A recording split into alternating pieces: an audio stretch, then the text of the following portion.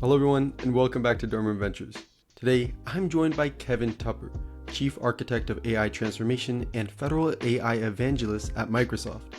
With decades of experience spanning startups, government innovation, and corporate leadership, Kevin's work sits right at the intersection of technology, ethics, and impact. Generative AI is changing everything, and I mean everything, from how we learn to how we build. But as students, the question isn't just how to use these tools, it's when, why, and what for.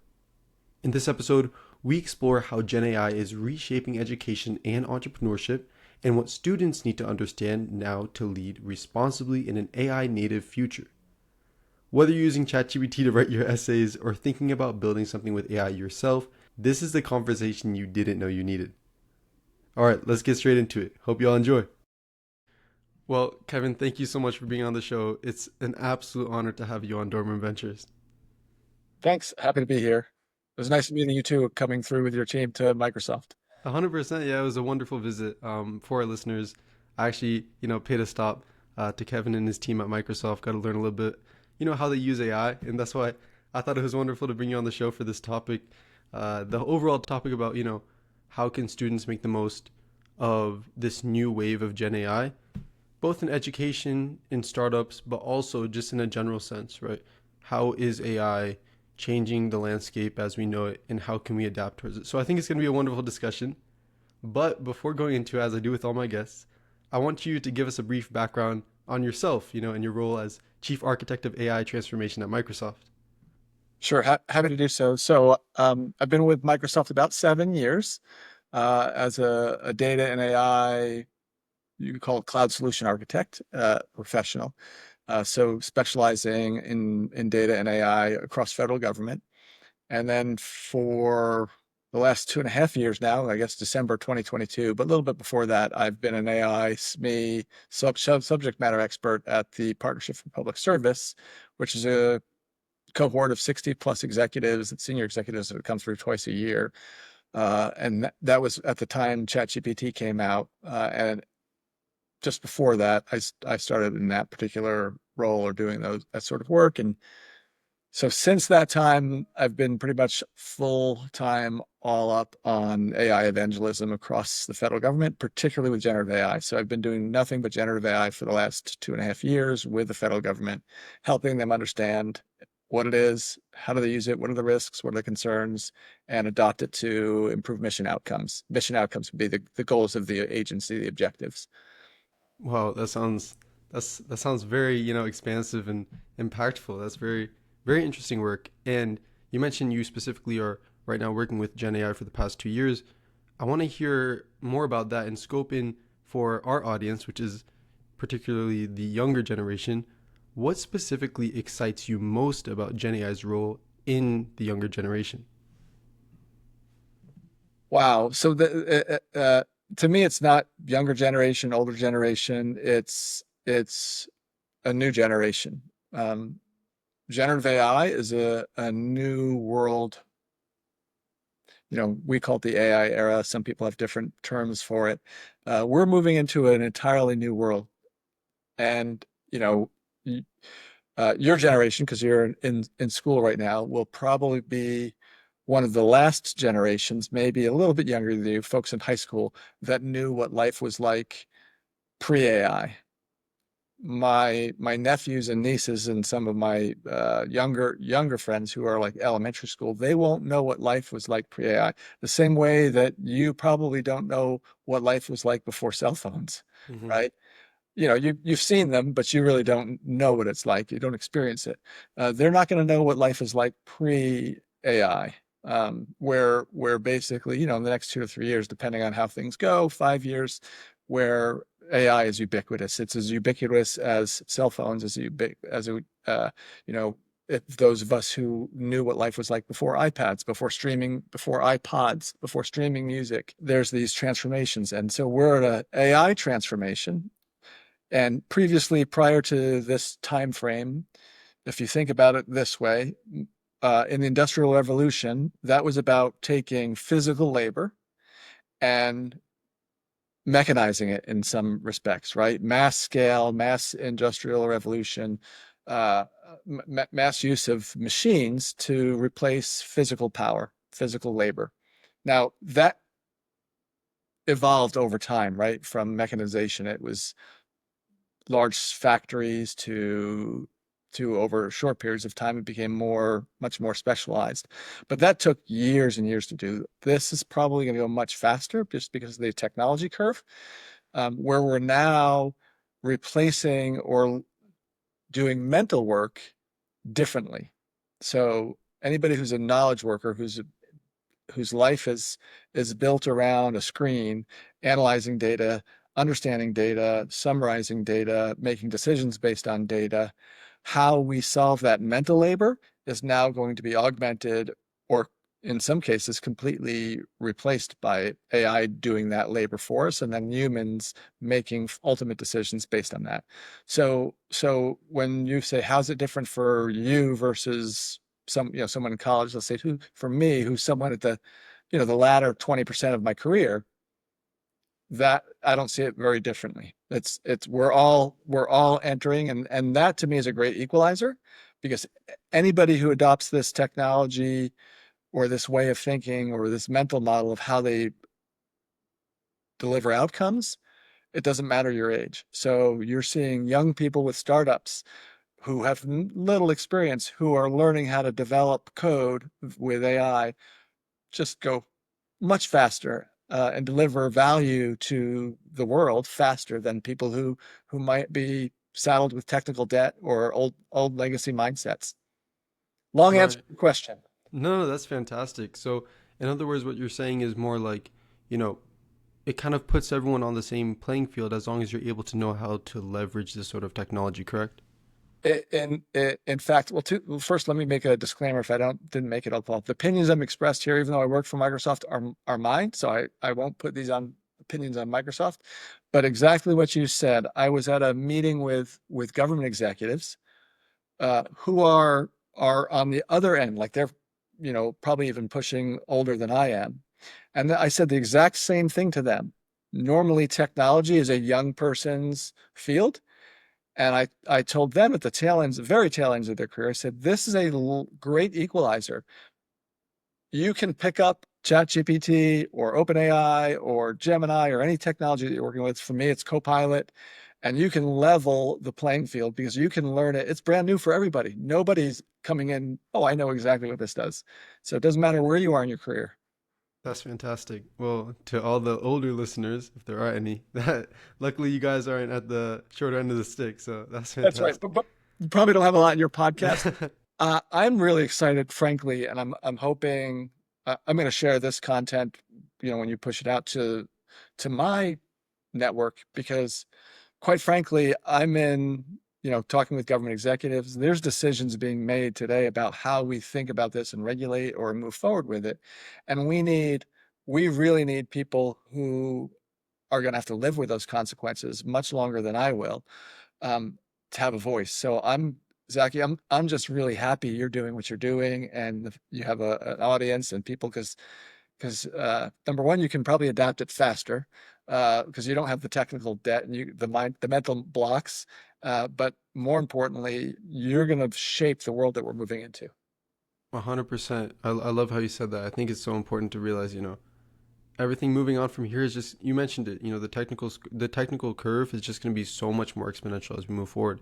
And so I'm hearing a few words and rather companies being thrown around: OpenAI, Gemini, Copilot. You specifically in your team at Microsoft work with Copilot. I wanted, to hear more about that. So what makes Copilot so special, and how do you see it specifically evolving over time in the whole landscape of this, for the lack of a better word, this AI race? Sure. Yeah. So if you think about Microsoft's mission, and I'm sure your audience doesn't necessarily know that, but it's to empower and help organization and peoples basically everywhere empower and achieve more, just in a very short way. And so AI is critical to that, actually moving forward, right? And so we see a co-pilot on every person's desk, every person, individual as a consumer. We're probably all thinking at some point in time, and I would think most of your listeners are already using some sort of personal AI assistant, where they might be using it for search, when they have a question, for studies we talk about. So what makes Copilot different, particularly at the enterprise, is AI needs data and information to analyze, to make decisions. Within all these organizations, there's an M365, Microsoft 365 ecosystem. So your calendar, your Teams meetings, we're using something called Riverside today, but most people might think about it, your generation Zoom. If they're not in the enterprise space, they're using something called Teams.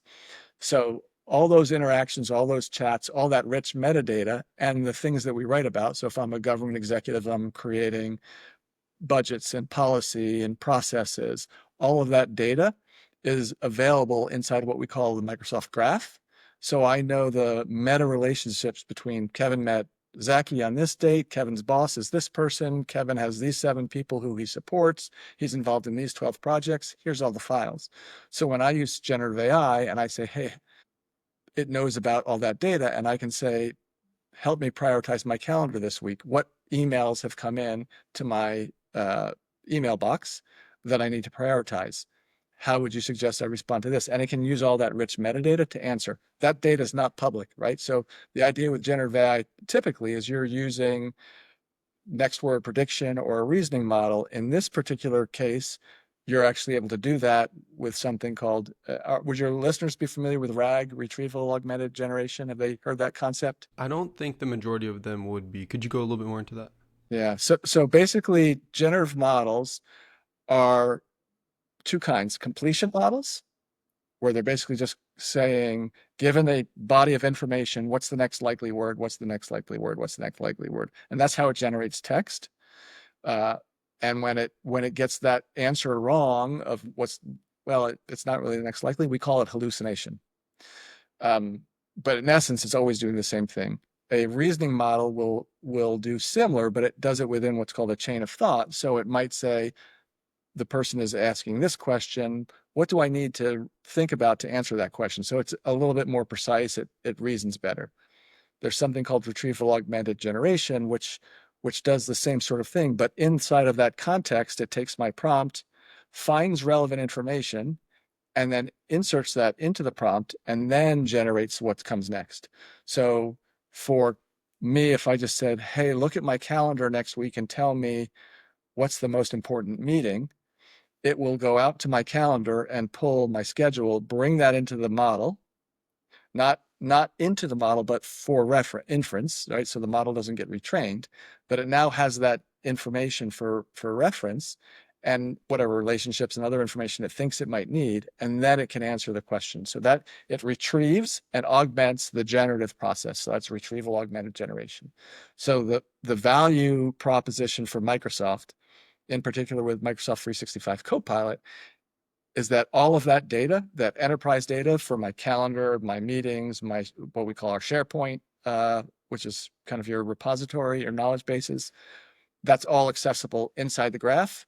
And more importantly, for government customers, it's protected inside a isolated boundary so that it's secure and private.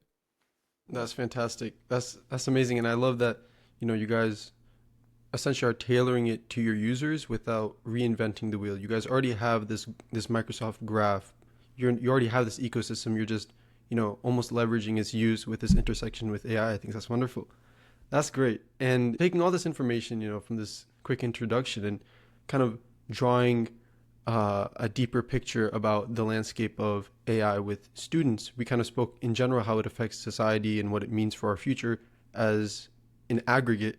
However, looking more, scoping into the scene with students, are we as students, really making the most of AI at its current state? Because me personally, and for my peers, when we hear about AI, we think about doing our homework with ChatGPT, right?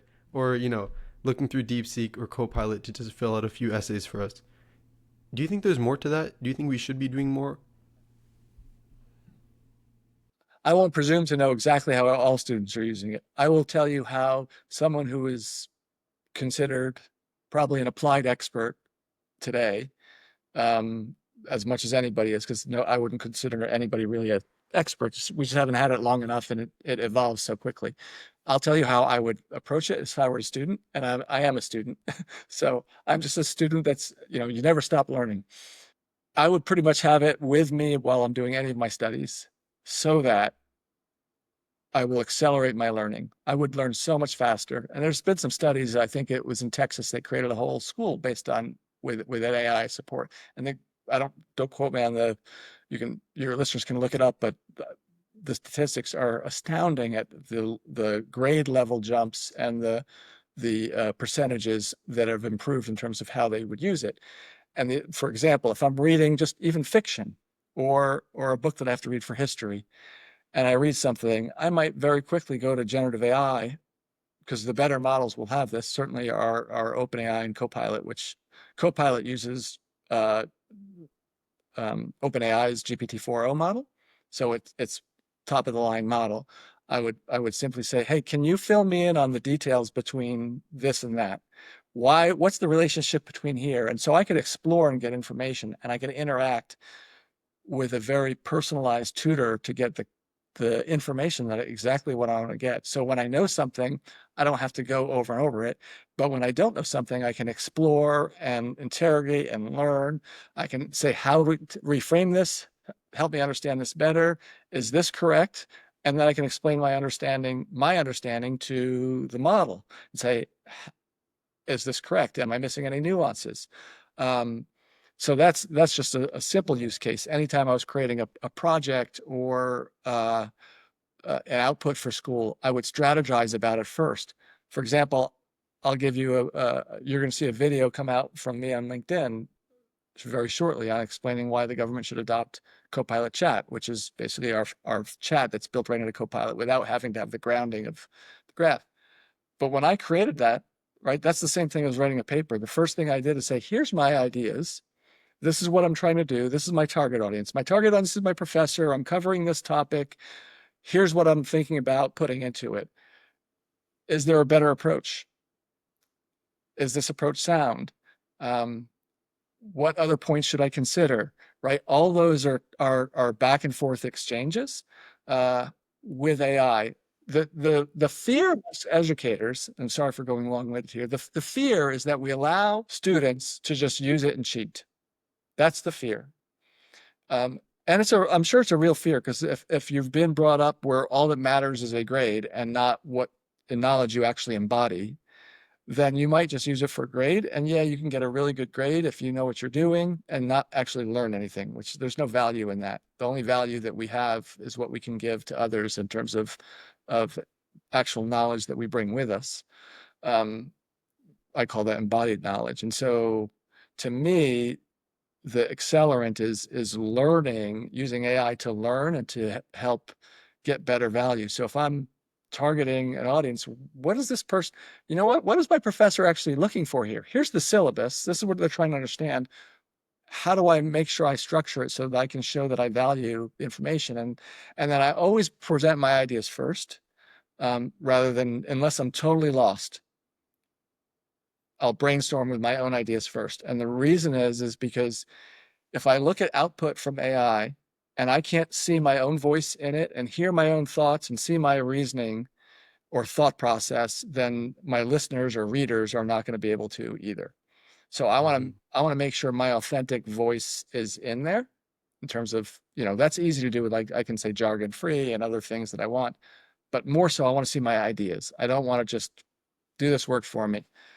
Yeah, I love that you kind of also introduce the idea of things the other way around. So not just looking at, our students not making the most of AI, but also our educational institutions, are they doing the same thing? And I think that's a wonderful point because, the solution, as you mentioned, from what I'm hearing, kind of goes hand in hand with both parties. It's more about building a culture where you're not so much looking at just cheating and getting the quick answer out, but it's more about building it as a way to learn and putting it through every step of the process, all the while conserving your own individualistic thought. Is that correct? Yeah.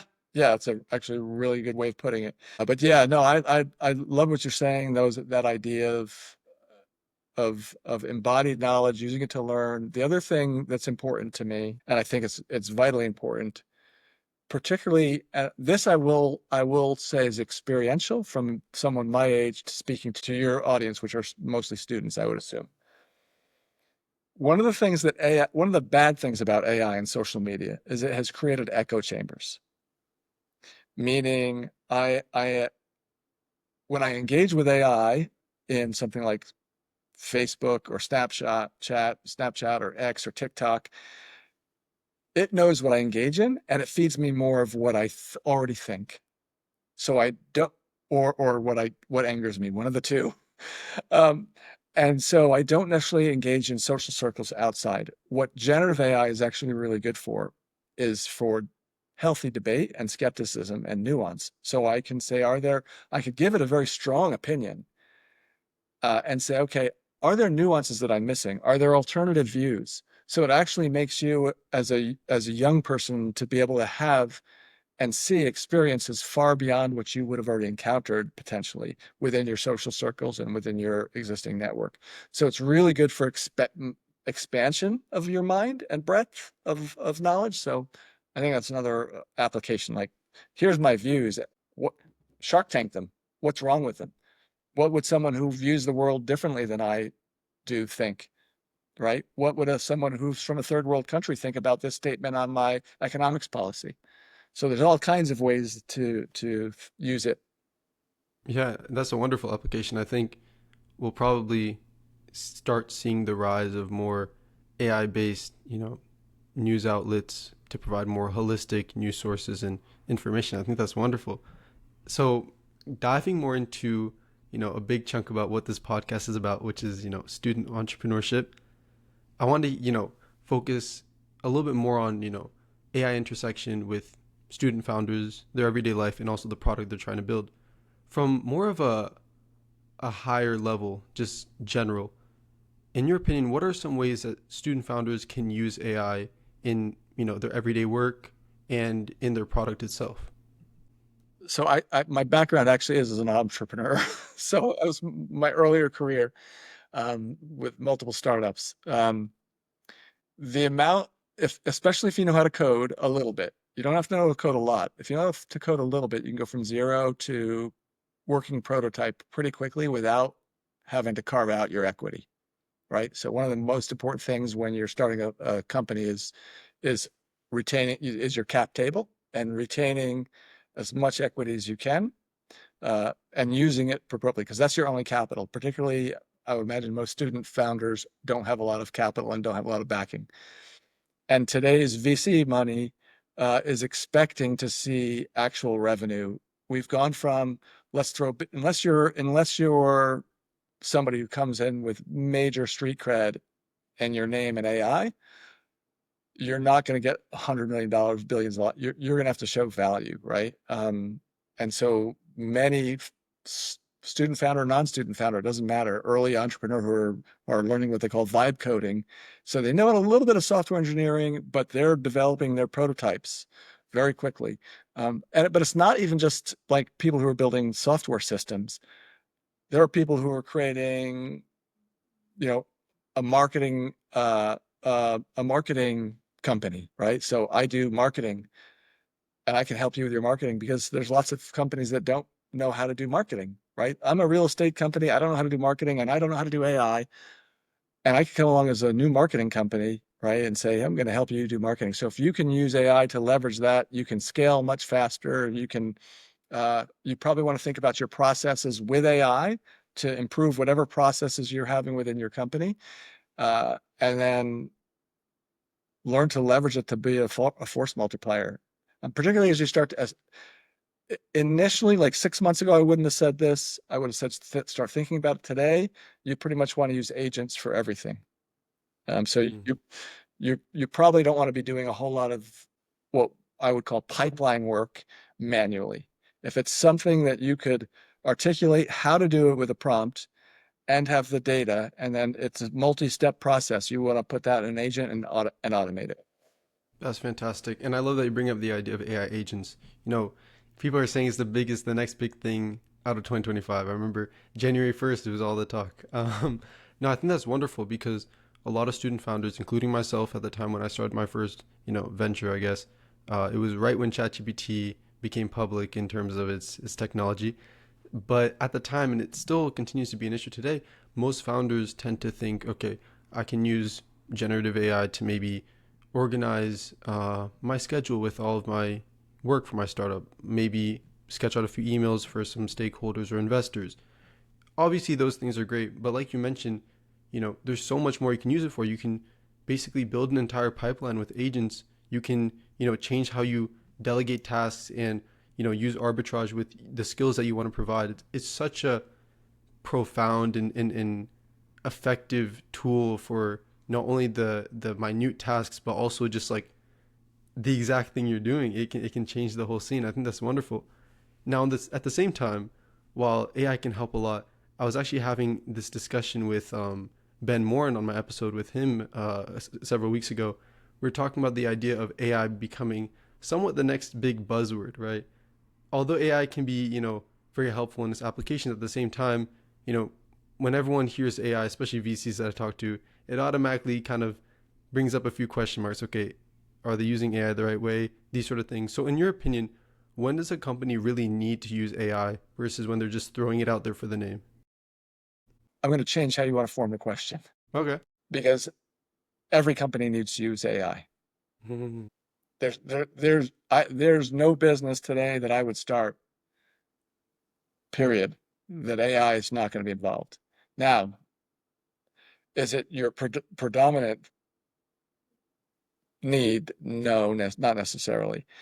And if you're throwing it out to just generate potential as a buzzword, like I need to have it in there, um, they'll see through that pretty quickly if you don't actually know, like you said, how to use it, what it's good for, what it's not good for. So that I would, don't use it unless you know how. But in terms of, I just can't see anything being done at scale of any significance.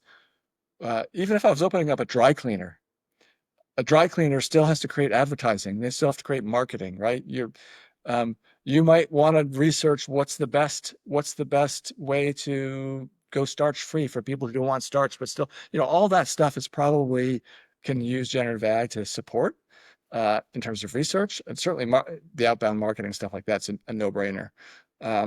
So I would say it's always has an application. The days of throwing it out there, though, just so that I have it. And I'll give you a perfect example. It's more than 2 years now because it was March of 2023. I was in Costa Rica with some friends, and they were looking at second stage or third stage financing for their company. And I said, "What do you have with AI?" And he didn't have anything. He said, "You got to throw it in there because you're not getting anybody's attention today." But that was early on I wouldn't even call it a bubble, early on in the hype cycle. So you weren't even getting looked at if you didn't have AI front and center in your fundraising pitches. Now you don't necessarily need it front and center in your pitch, but you certainly are going to need to ask, how am I leveraging today's technology? And if you're not if you're not having AI in today's technology in your business and you don't know how to use it, then you probably don't understand AI enough yet. Mm-hmm. That's kind of harsh, but No, it's fantastic. I never actually thought about it like that. So, you know, in other words, if you know how to leverage AI properly, you'll never really use it for just a buzzword. There's always an application for it. today there is. I was just having a conversation today with a colleague, and we're talking about AI and just, I said this on LinkedIn. Kevin with AI is better than Kevin without AI. Mm-hmm. End of discussion. It's not even a comparison on pretty much anything, right? On anything I'm trying to do that has economic viability. There's lots of things that I don't care about whether it's economic or not. And then maybe I'll just do it for the sake of doing it or enjoyment without any AI. But if it is economically important to my customers, to the value that I'm delivering to someone, me with AI is going to be better with me without AI. And I can look directly at anybody out here and say the same is true of you. And so if we don't understand that yet, and we don't start to move into that space, then we're going to be left behind. There will be just like there's a digital divide, there'll be an AI divide. And those who understand it will have better value, better com competition. If you're developing a business, you're going to outpace your customers. I mean, Hmm. your competitors. So to me, it's a must-have. Like I said, this is a new era. That's just reality. Now, some people say, "Well, you've bought all the hype." No, I'm telling you, this is the way things are. This is the new era. Hmm. Um, is it is it fully commercial everywhere? No, it's not. But but I recall, and this will be long before your time. I recall Kodak saying, "Oh, this digital film's not going to take on." I recall Blockbuster saying, what's this streaming thing? Everyone's going to use DVDs. Everyone's going to use VCR, VHS tapes. Then it's going to be DVDs. And now it's streaming. You can't get a DVD player anywhere because who uses DVDs, right? Everything's streaming. Um, this is going to move much faster than all of those in terms of its functionality. So, you know, it, it's something that we all have to learn. Definitely, definitely. And I love the idea that when you talk about your use of AI, you say Kevin and AI. You don't just say, AI on its own. That kind of, conserves the idea that, your who you are as a person, your ideas is only being enhanced, not really replaced. And that actually brings me to my next point, which is, the big question everyone's asking, right? Will AI replace us? Everyone's worried about not only in jobs, but just in the idea of our ability to think and make ideas and brainstorm and conserve that sort of identity that we have with the products we create, especially for student founders, right? So what's your personal view on this overall fear that Gen AI will replace thinking or creativity? You've probably heard Sam Altman say. Sam Altman is one of the founders of OpenAI. AI is smarter than humans, and you may as well just get used to it. Well, that's not new for any of us. Like when we finally started, were able to use a calculator for school. Uh, you never had to fight that battle. I had to fight that battle. Like, oh, calculator, well, guess what? Calculator can do multiple figure arithmetic better than I can, faster than I can. So it didn't take, yes, I could do it. So to me, I'm not so worried about that. I'm worried more about we don't have a good fundamental, and now I'm going to get into by the way, all the topics move very quickly from technological to sociological. If you or I don't have an understanding, now I get into more of a philosophical viewpoint of the value of humans in the society we live in, the dignity of what it means to be a human, the importance of what it means to be a human, so that my value is far beyond what I'm able to produce. I'm not measured by the economic output that I bring. Now, we see that in society, right? If the more people I can entertain, the more money I make. If I'm an actor or I'm a sports star, or if I'm a business person, the more people I can influence. But if life is about money, then we're really going to be in trouble because none of us measure up to Gates, Bezos, Altman. We're not even in the same league. Um, so we have to find dignity in our own creativity and the enjoyment. And the way I say it is this: well, lots of you're all still discovering who you are as young people and students. Like what really turns me on? What gets my juices flowing? What gets me motivated? Why do I get up in the morning? Um, and there's something for all of us that do it. My wife is a woodworker, um, restorer. She does that stuff really well.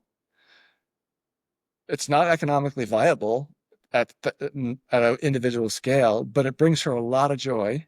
And it brings whoever pays $70 for something that she picked up for $20, but they would have to buy for $500. It brings them a lot of joy, right? So there's value.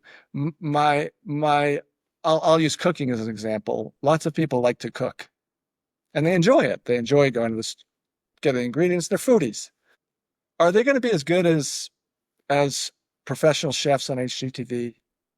No, they could hire a chef. A chef could do it better at scale, but they get enjoyment out of cooking.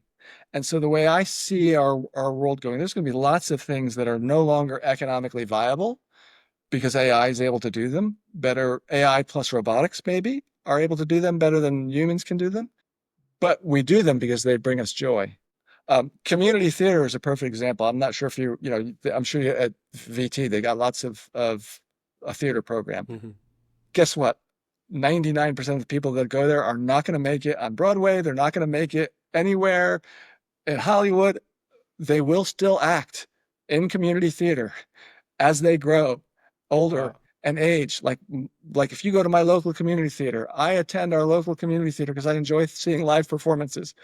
Is it anywhere close to what I would see at the Kennedy Center? No, but I enjoy it and they enjoy giving of themselves. Hmm. And so there's value there, right? Is it economically viable for any of us? No, it's not. And so are we moving into a world where more and more of life is the community theater? I think we are. That's a wonderful way to put it. So it's more about the essence of life still plays such an important role in how we live our lives, and that's not really something that AI can replace. I love that. And like you mentioned before, going into that whole point, the idea that you're going more into a philosophical kind of standpoint, I think that just comes to show how expansive AI is in so many different spaces. We're not just talking about technicalities, we're not just talking about education or business. It goes into the whole construct about how we think we should live our everyday lives. And I think that's wonderful. You know, it just goes to show to all our listeners, once again, AI is not just to do your homework for you. But, wrapping things up, a few final takeaways and advice from you given your expertise. I was curious. My original question was, what's one mindset shift that you'd give to young people about AI? But now that we've kind of solidified the idea that we kind of come as one into this whole new wave of AI, what's one mindset shift that you would give to people in general about AI today, and what would you recommend that they change? Most people fear what they don't know. And so the one thing I would do, the one mindset is experiment, experiment, experiment. You learn and find the edges, figure out what works for you, what doesn't work for you. I'm going to give you two ideas, by the way. That's the first one. It's just experiment and learn and test the edges for any reason whatsoever. Like just even if you're not creating something, just to play around with it, right? Just experiment what it's like. That's how we learned and get our feelings, right? Who knows how much to tighten a bolt on a plumbing, let's say, without cracking the pipe? The person who's experimented and cracked a few pipes. It's the same thing with AI. I kind of have a feel of how this model works. I used it a lot. The other thing that I would focus on this, particularly for younger people where you are, um, as for everybody, but you have the best opportunity to apply this at this stage. The skills moving forward that are of high value are clarity of thought. Like, can I think clearly? Are my ideas well formed? Because remember, I said I want to give my ideas to AI. I can use AI to help shape those ideas so I can have an interaction to form them before asking it to do anything. But do I have good clarity of thought and can I express myself clearly? And that's a skill that is always going to be valued. Clarity of thought and clarity of expression, there'll be lots of value there. So that's something I would use AI to help shape. Definitely. I think that's wonderful because, like you said, at the end of the day, no matter how much enhancement you use in your workflow with AI, it always comes down to you and the way you think. So it's very important to hone in on that one part. Awesome. And lastly, Kevin, where can students follow your work and explore more about, generally AI in the public sector? For me, follow me on LinkedIn, and you probably have my LinkedIn connection, so feel free to share that. More than happy to chat with anybody, make recommendations where you are. I say that happy to doesn't mean I will be able to, just because the demands of all of our schedules, I can't entertain everything. But I'm certainly approachable, for sure, and appreciate the engagement, and certainly want to see broad adoption. So that would be the best place to follow my work. And then you'll see. There's lots of people who are really good thought leaders. There's lots of people who are influencers that are not really influencers. They're just basically using AI to generate content, and they're not. They don't have the expertise to back it up. So if you see me start to share people's posts, at least on LinkedIn, those are people who are actually real thought leaders in the space. That's fantastic. Well, to all of our listeners, I'll make sure to include Kevin's LinkedIn in the show notes as well. Kevin, thank you so much once again for hopping on the show. This was absolutely incredible insight. I think this advice goes well beyond students in terms of their educational career, but beyond into their business career and into how they live their life in general with this new rise of generative AI. So thank you so much once again for hopping on the show. I really appreciate it. My pleasure. Awesome. Well, thank you so much. Have a good one. All right, you too. Appreciate it. Thank you. Bye-bye. All right. That's it for my conversation with Kevin. And per usual, before we close out, I want to leave you all with a couple of key takeaways. First, GenAI has a place far beyond just doing your homework. It can and should be used to elevate every part of your academic and entrepreneurial journey. But it's all about balance at the end of the day, right? There are moments where AI can support you and moments where your own critical thinking and individual perspective need to lead. If we lean on AI for everything, we risk losing the personal edge that makes our work and ourselves stand out. Second, when it comes to entrepreneurship, there's no longer a question of whether AI should be a part of what you build, right? AI is becoming a core pillar of how companies operate and scale. Whether you're using it internally to manage smarter or even integrating it into your product itself, the founders who embrace AI early will be the ones who stay ahead.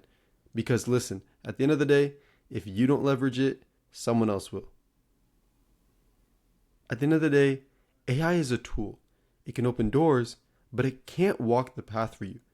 That part, the vision, the discipline, the spark, that's still all you. All right, that's all for this week's episode. Once again, thank you all so much for tuning in. And until next time, this is Dormer Ventures.